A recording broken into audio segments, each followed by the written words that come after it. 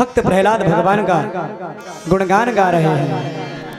और जब गुणगान ये संकीर्तन सुनाई दिया गुरुजी को, तो गुरुजी आए संडामर्ग जी, और जैसे उन्होंने बालकों को मारने के लिए तत्पर होते हैं, बोले ये तो मेरे यहाँ के राजा के शत्रु का नाम ले रहे हैं। यदि वे बात हिरण्यकशिपु तक पता चल गई तो हमारी भी नौकरी, सरकारी नौकरी चली जाएगी, हमारा भी तबादला हो जाएगा। भगवान का भजन करते करते इतने तन्मय हो गए भक्त प्रहलाद कि उनको अपने शरीर की भी सुध ना रही है।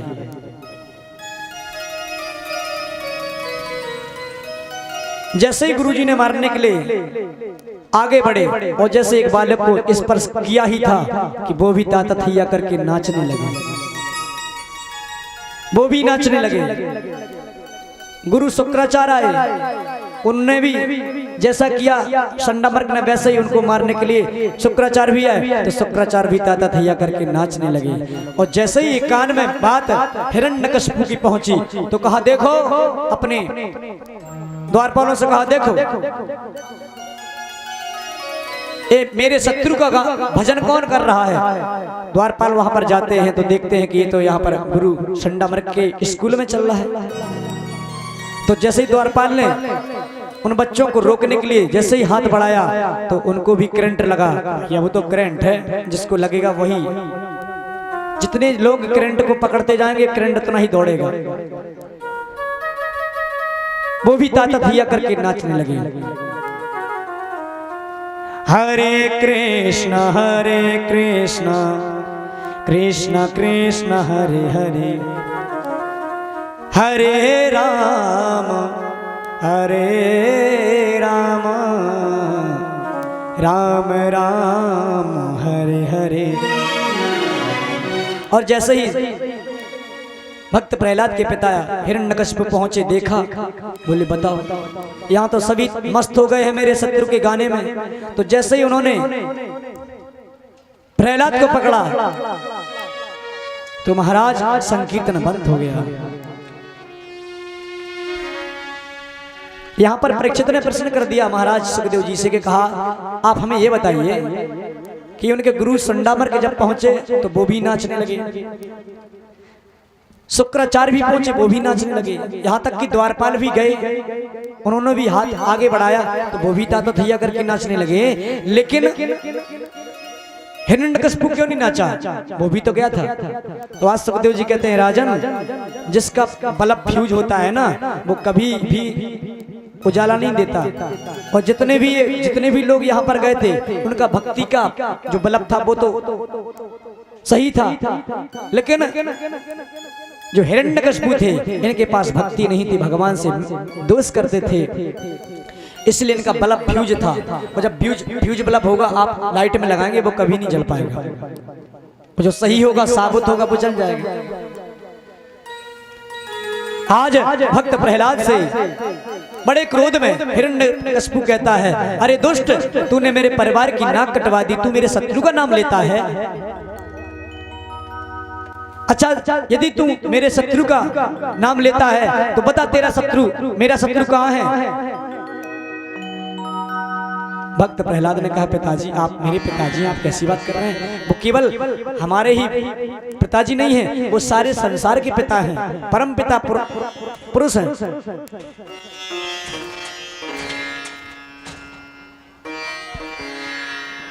जैसे ही भक्त प्रहलाद ने कहा तो आज हिरण्यकशिपु ने कहा अच्छा बेटा मुझे ये बता कि तेरा यदि परमात्मा सब जगह रहता है, सभी का पिता है, तो क्या इस खम्मे में है। भक्त प्रहलाद ने कहा मया तो दृश्यते, मुझे तो इस खम्मे में भी मेरा हरि नजर आ रहा है। आग का तपा हुआ वो खम्मा था। भक्त प्रहलाद ने जब उसमें जलते हुए खम्मे में जब चलती हुई चींटी को देखा तो आज पहचान गए कि जब अग्नि में जलता हुआ तपा हुआ एक खम्मा है, उसमें जब चींटी का कुछ नहीं बिगड़ सकता तो हमारा तो इतना बड़ा शरीर है, हमारा क्या बिगड़ेगा। मुझे पूर्ण विश्वास है कि मेरा परमात्मा भी इस खम्मे में है। जब ऐसा कहा है तो भक्त प्रहलाद की वाणी को सुन करके हिरण्यकशिपु को क्रोध आया।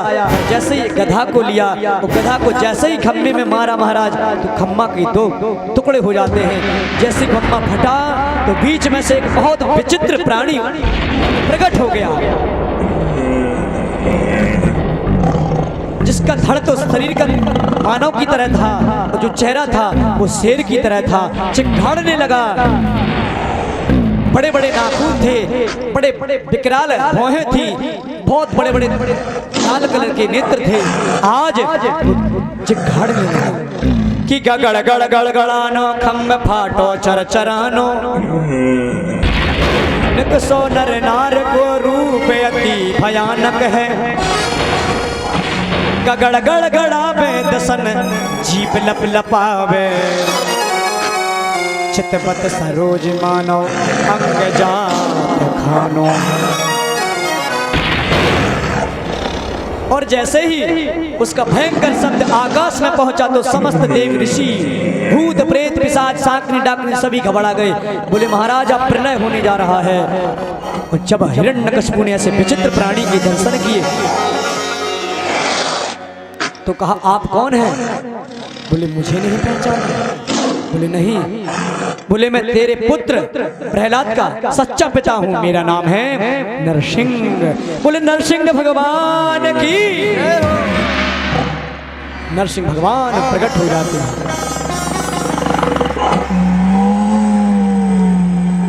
लेकिन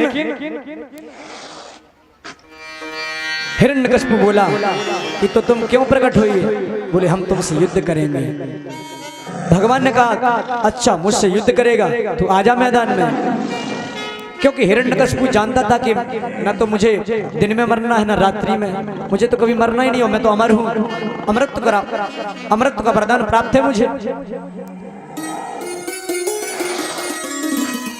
आज भयंकर युद्ध होने लगा, एक दूसरे की गदा चटचटाने लगी। और देखते ही देखते आज समस्त देवी देवता आकाश से स्तुति कर रहे हैं भगवान नरसिंह की। बोले महाराज अब देर मत लगाओ, क्योंकि दुष्ट पुरुष ज्यादा देर तक ठहरेगा तो वो नुकसान ही नुकसान करेगा।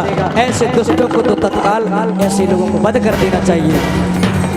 भगवान ने लिया और बीच अपनी दहली पर अपनी जंघा पर बैठा लिया और कहा कि बेटा देख जो बड़े बड़े नाखून देख रहे हैं ना, इसी से तेरा उद्धार करूंगा। हिरण्यकशिपु कहता है महाराज क्षमा करना,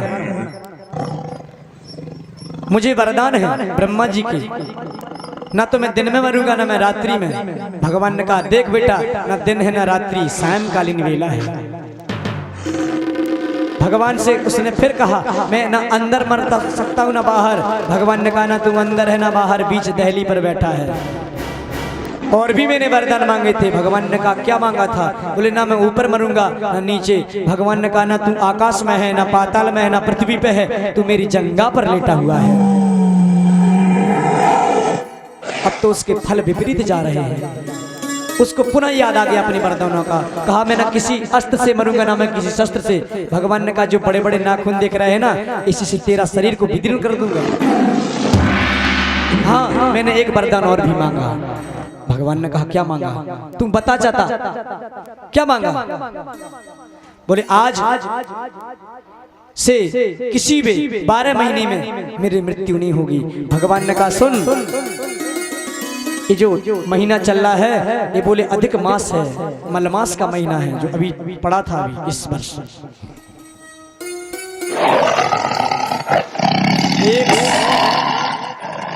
110 वर्ष के बाद ऐसा संयोग जुड़ा है कि 110 वर्ष के बाद कुमार का डबल महीना पड़ा।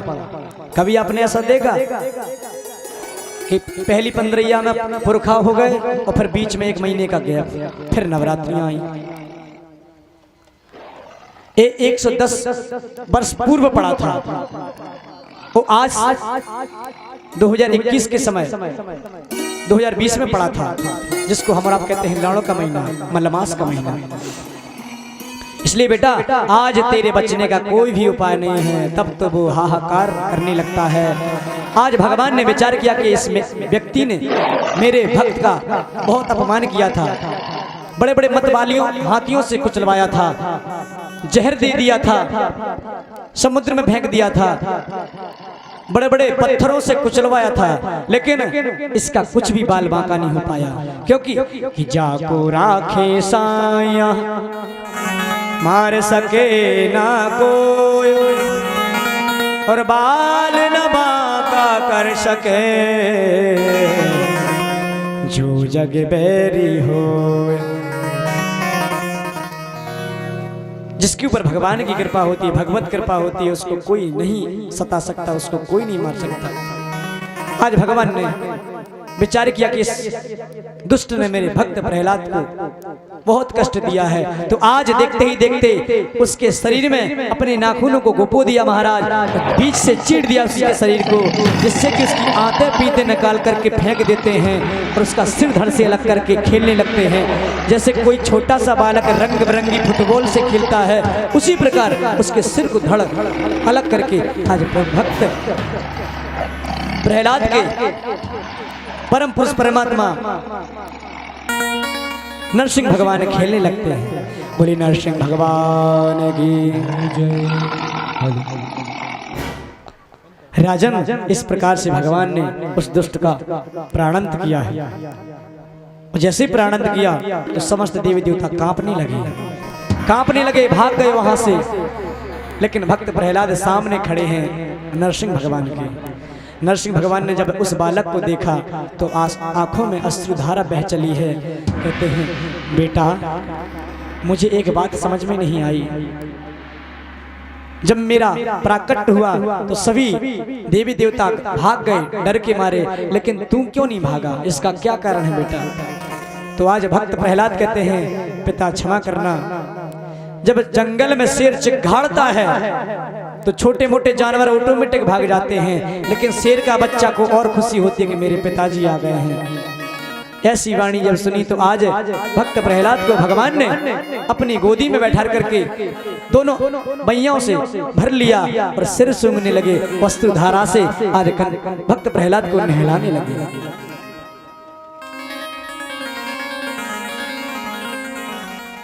बेटा, मुझे बहुत देर हो गई है, जो तेरे ऊपर अत्याचार हुआ, तेरे पिता ने तेरे साथ बहुत नाइंसाफी की है। बेटा, मुझे बहुत देर हो गई है। भगवान ने जब ऐसा कहा तो भक्त प्रहलाद कहते हैं पिताजी क्षमा करना, आपको आने में देर नहीं हुई है, मुझे बुलाने में देर हो गई है। क्योंकि भगवान कहते हैं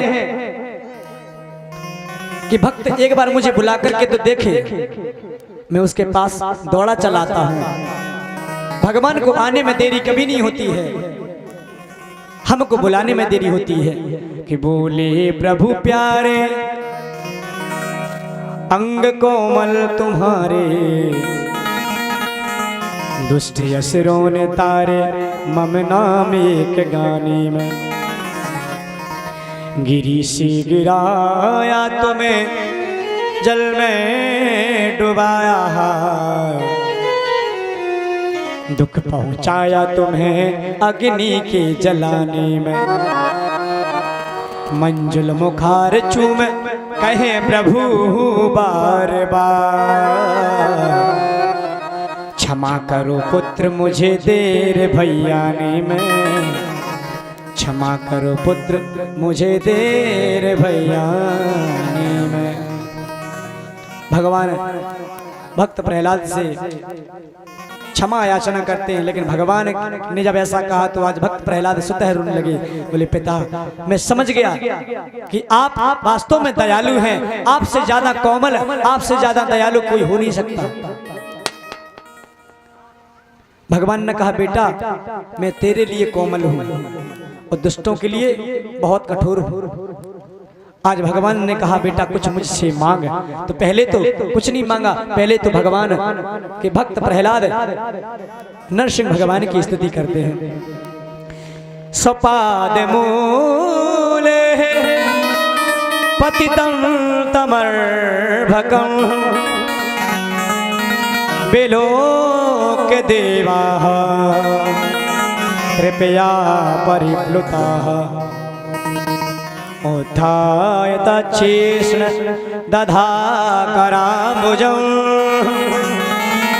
काला हि विस्त्रस्ते धियां कृता भयम्। हे प्रभु, आप अपने चरण मेरे सिर पर रख दीजिए, बस इससे अतिरिक्त मुझे कुछ नहीं चाहिए। प्रभु, जिस भक्त के आपके प्रति स्नेह हो जाता है और आपका सानिध्य प्राप्त हो जाता है, उस व्यक्ति को फिर कहीं जाने की आवश्यकता नहीं पड़ती, क्योंकि आपसे कोई चीज अलग नहीं है। सारा संसार आप में ही विराजमान है। जब आप में ही विराजमान है, जब आपका ही मुझे सानिध्य मिल गया, तो संसार की ऐसी कोई भी वस्तु नहीं है जो आपसे विमुख हो, आपसे अलग हो। सुखदेव जी कहते हैं, राजन श्रवण करो, पुत्र वही है जो अपने माता पिता का सम्मान करे और साथ में भगवान की भक्ति करके भगवान के चरणों में जिसको सानिध्य प्राप्त मिल जाए, इसी को पुत्र कहा जाता है। पुत्र कहलाने लायक वही व्यक्ति है, माता जो है ना, जिसका पुत्र भगवतमय होता है, वही सच्ची माता पुत्रवती कहलाने लायक होती है। आज कयाधु का गर्भ धन्य है, आज कयाधु माता भी धन्य है, जिसने ऐसे परिस्थिति में रहते हुए भी आज ऐसे पुत्र को जन्म दिया, जो आज साक्षात भगवान के चरणों में जिसको सानिध्य प्राप्त हुआ है। और ये वही बात हमारे बाबा गोस्वामी तुलसीदास जी करते हैं। पुत्रवती जुग सोही, पुत्रवती जुगती जग सोही, पुत्रवती जुगती जग सोही, पुत्रवती जुगती जग सोही, पुत्रवती जुगती जग सोही, पुत्रवती पुत्रवती पुत्रवती जुगती जग सोही, पुत्रवती जुगती जग सोही, रघुपति भगत जासो सुत होई, रघुपति भगत जासो सुत होई, रघुपति भगत जासो सुत होई। वही माता पुत्रवती कहलाने लायक है, जिसका पुत्र भगवतमय हो जाए, भक्ति करने लगे। आज यहीं पर सुखदेव जी महाराज कहते हैं, राजन भक्त प्रहलाद को आज उसी सिंहासन पर भगवान ने अभिषिक्त किया है, तो प्रहलाद जी ने मना कर दिया, प्रभु मुझे क्षमा करना, इसी गद्दी पर मेरे पिता की बुद्धि खराब हुई थी, तभी तो उसको अपमान आ गया था, प्रभु क्षमा करना, मुझे इस गद्दी पे बैठने का अधिकार नहीं है, मुझे नहीं बैठना है। क्योंकि आदमी को जब गद्दी मिल जाती है, कोई पद मिल जाता है, तो उसको अभिमान, उसको घमंड आ जाता है। इसलिए मैं नहीं चाहता कि मैं भी गद्दी पर बैठ करके आपको भुला दूं। भगवान ने कहा, बेटा जिसके ऊपर मेरी कृपा होती है, जिसको मेरी भक्ति का एक बार चस्का लग जाता है ना, फिर दोबारा उसका जिंदगी में चस्का मिटता नहीं है। मेरा जिसको रस एक बार प्राप्त हो जाए, रसानाम लब्ध्वा, इसलिए तो भगवान को कहते हैं रास, रसानाम लब्ध्वा इति रासः। बेटा इसी सिंहासन पर बैठ, अब पहले तेरे जो पिता की गद्दी थी, अभी मेरा प्रसाद बन गया है, अब तू यहाँ पर विराजमान हो जा, और जब तेरा अंत समय आएगा तो अपनी माँ को लेकर के सीधे मेरे धाम में आ जाना। कालांतर में परीक्षित वही समय बना है, कई हजार वर्ष तक भक्त प्रहलाद ने उस सिंहासन पर राजभोग किया है, और यहीं पर आगे चल के उनका विवाह हुआ, जिसके पुत्र हुए हैं, भक्त प्रहलाद के पुत्र हुए हैं विरोचन, और विरोचन के आगे पुत्र हुए हैं राजा बलि।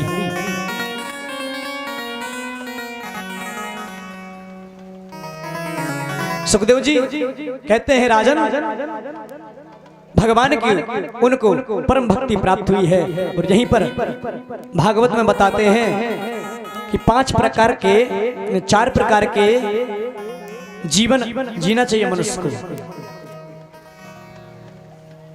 हर इंसान की 4 योनियां होती हैं। कौन सी? पहले युवावस्था, पहले बचपना, इसके बाद युवावस्था, युवावस्था के बाद फिर वृद्धावस्था, और जब वृद्धावस्था होती है तो उसकी अंत में केवल वही गति होती है जो मरघट पर सभी की होती है।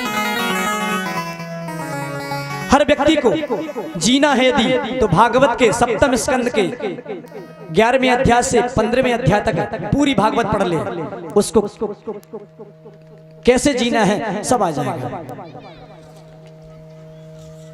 परीक्षित सुनो, 4 प्रकार के आश्रम होते हैं। सबसे पहले होता है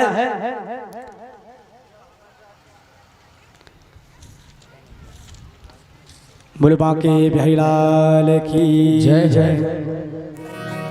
पहले होता है वानप्रस्थ आश्रम, ब्रह्मचर्य आश्रम, इसके बाद वानप्रस्थ, और वानप्रस्थ के बाद गृहस्थ आश्रम, और गृहस्थ आश्रम के बाद संन्यास आश्रम। ये 4 प्रकार के आश्रम होते हैं। कथा गौर से सुनना, आप सभी के काम की है जी। बच्चा जन्म ले जन्म से लेके 25 वर्ष तक के बालक को ब्रह्मचर्य का पालन करना चाहिए। किसका? ब्रह्मचर्य का। जो समझदार व्यक्ति होंगे वो समझ रहे होंगे। 25 वर्ष तक के बालक को ब्रह्मचर्य का सदैव पालन करना चाहिए, और 25 के बाद उसको गृहस्थ में प्रवेश करना चाहिए। 25 वर्ष के पहले शादी संपन्न नहीं किए जाते। 25 के बाद फिर उसका विवाह करें। 25 से 50 वर्ष तक के बीच में रहती है उसका गृहस्थ आश्रम, और 50 से 75 वर्ष तक के बीच में उसको वानप्रस्थ आश्रम में रहना चाहिए। वानप्रस्थ का मतलब ये होता है कि घर में रहते हुए भी किसी में आसक्ति ना रहे, किसी में मोह माया ना फंसे, उसे कहते हैं वानप्रस्थ। और जैसे ही वो 75 का हो जाए तो उसको संन्यास लेना चाहिए, जाकर के जंगल में भगवान का भजन करे, और वो घर गृहस्थी को छोड़ करके भाग जाए। बिल्कुल। लेकिन एक कहना जितना आसान है, करना उतना ही कठिन है। नहीं कर पाओगे। 90 साल तक के भी वृद्ध लोग हो जाते हैं, लेकिन उनको घर नहीं छोड़ा जाता। अभी तो महाराज उनसे कहो कि अब जाओ, बहुत समय हो गया। अभी महाराज कैसे, अभी तो नाती देखना है, नाती भी हो जाए। अब कहेंगे, हमारे गुरुसराय मोहल्ले में एक दादी जी हैं, सत्य बात बता रहा हूँ आपको, रहने वाले हैं गड़बई की, गुप्ता जी हैं वो। उन्होंने आज से 4-5 दिन हुए हैं, ज्यादा समय नहीं हुआ। उनका बच्चा है, और बच्चा भी आज उसका बच्चा हो गया, और उस बच्चे की भी बच्चा हो गया। और जब उसका परसाल विवाह हुआ तो एक लड़की हुई इसके घर में, अभी 5-6 दिन पहले की बात है। तो बताओ कौन सा रिश्ता हो गया उसका? उन दादी जी ने क्या देख लिया? संती। और जब संती कोई देख लेता है तो उसको कहते हैं ना सोने की नस्ली। हमें तो पता नहीं है कि मिलती कि नहीं मिलती, सोने की नस्ल नहीं मिलती कहते हैं। उन दादी जी से हमने जब कथा थी यहाँ पर, उसके पहले हमने एक दिन पहले कहा हमने कि दादी जी अब तो जाओ, तुमने संती देख ला। नहीं बेटा, अब तो और भी देखने, उनको ब्याह हो जाने दो। बताओ, मरघट कूका दे रहा, लेकिन अभी भी इनको माया ग्रसित है। हमारा कहने का तात्पर्य है कि 75 वर्ष के बाद सीधे जंगल में चला जा, भगवान का भजन करे, इस संसार के चक्कर में मत पड़े। यदि यही संसार में रहेगा, जब उसका अंत समय आता है तो उसके घर वाले आते हैं, कहते दादाजी देख लो, ये तुम्हारा छोटा नाती, ये बड़ा नाती, उसका जाने का समय है। और नाती पोते बहू फलाना ढिकाना में विदा देते हैं। और शास्त्र में लिखा है कि अंते यह गति सामति, अंत समय में व्यक्ति जैसा चिंतन करता है उसको वैसी गति मिलती है। तो बदले में वो नाती पोता देख करके उसी घर में पुनः जन्म ले लेता है, उसकी मुक्ति नहीं हो पाती। इस प्रकार से भागवत का सप्तम स्कंद यहीं पर विश्राम होता है। सप्तम स्कंद 15वें अध्याय कथा आती है। एक गज था, और गज किसे कहते हैं? देहाभिमानी व्यक्तियों को, घमंडियों को। मैं आज बात जरूर बोलूंगा। कि कथा के बाद ऐसा कोई भी व्यक्ति नहीं रहेगा जो बिना प्रसाद के जाए। हमारे कमेटी वाले भैया श्री काली माता मंदिर परिवार से हमारे जितने भी वहां पर सदस्य हैं, आज की प्रसाद की व्यवस्था उन्हीं की तरफ से है। तो कोई भी व्यक्ति ऐसा जो कथा सुनने आता है, हमने सुना है कि कथा में आते हैं लोग और प्रसाद नहीं लेते भाग जाते हैं। यदि ये जो भी व्यक्ति ऐसा करते हो या ना करते हो, यदि करते हो तो उनके लिए एक सूचना है विशेष। इतने लोगों में से सत्यनारायण भगवान की कथा अधिकतर सभी ने कराई होगी। दसवानी में भी कथा बचती है सत्यनारायण की, बचती कि नहीं बचती? दसवानी में उन्होंने कही हमने आज कथा बोली थी, कथा बचवाना है, तो कथा तो सभी ने सुनी है सत्यनारायण भगवान की। और 5वें अध्याय में क्या लिखा है कि एक राजा था, उसने भगवान के प्रसाद को त्याग करके बहुत दुख प्राप्त किया। जंगल में आकेट खेलने के लिए गया और जंगल में आकेट खेल करके जब बट वृक्ष के नीचे आया तो सो गया। और जब उसकी निद्रा खुली तो क्या देखता है, कितने छोटे छोटे ग्वालवाल भगवान का भजन पूजन कर रहे हैं, कथा कर रहे हैं। तो राजा अहंकार बस ना तो वहां उसने कथा सुनी, ना ही उसने प्रसाद पाया। और जैसे ही अपने घर के लिए चलने लगा तो ग्वालों ने प्रसाद उसके सामने रख दिया। कहा राजान, ये प्रसाद आप कम से कम लेके तो जाओ। तो उस प्रसाद को भी त्याग दिया। और जब घर गया तो उसकी 100 पत्नियां थी, कई हजार पुत्र थे, कई जमीन थी, कई महल थे। देखते ही देखते सारा नष्ट भ्रष्ट हो गया। हमारा कहने का तात्पर्य है कि भगवान का प्रसाद का कभी अपमान नहीं करना चाहिए। भले कम लो लेकिन लो जरूर। प्रसाद का मतलब ये नहीं होता है कि हमने गटक लिया सो चला गया, इसका मतलब ये नहीं होता है। प्रसादम तु प्रसन्नता, जिसमें आप प्रसाद भगवान का पाएंगे, भगवान स्वतः प्रसन्न हो जाते हैं, उसको कहते हैं प्रसाद। प्रसादम तु प्रसन्नता। तो कोई भी व्यक्ति यहाँ से बिना प्रसाद के नहीं जाएगा। और जो जाएगा, हमारा आज कैमरा भी लगा है नरेंद्र भैया का, जय माता स्टूडियो के माध्यम से आज की कथा आप कभी भी सुन सकते हैं यूट्यूब चैनल के माध्यम से। और जिनको अभी देखना है, लाइव कार्यक्रम चल रहा है श्री जय माता दी स्टूडियो बिजना के माध्यम से। आप लोग सभी लाइव आ रहे हैं, सारे विश्व में आप लोगों की छवि जा रही है। तो कहने का तात्पर्य जो नहीं प्रसाद लेगा तो नीरज भैया घुमा देना थोड़ा कैमरा, उसका भी लाइव बन जाए आज। बोलो प्रेम से राधे राधे। तो प्रसाद सभी लेकर के जाएंगे। और आज तो भगवान का प्रसाद चकाचक है। हमारे सोनी जी भी आए हैं गुरुसराय से, सानू भैया। तो प्रसाद तो लाए है ना, चकाचक लाए कि थोड़ा सा लाए? चकाचक लाना, बहुत जनता आ रही है। हाँ। बोलो प्रेम से श्री राधे राधे राधे। आइए भगवान का 2 मिनट स्मरण हो जाए, क्योंकि हमें पता है कि आप लोग कथा सुनते सुनते बोर हो जाते हैं। तो कुछ भगवान की भी चर्चाएं होना जरूरी है।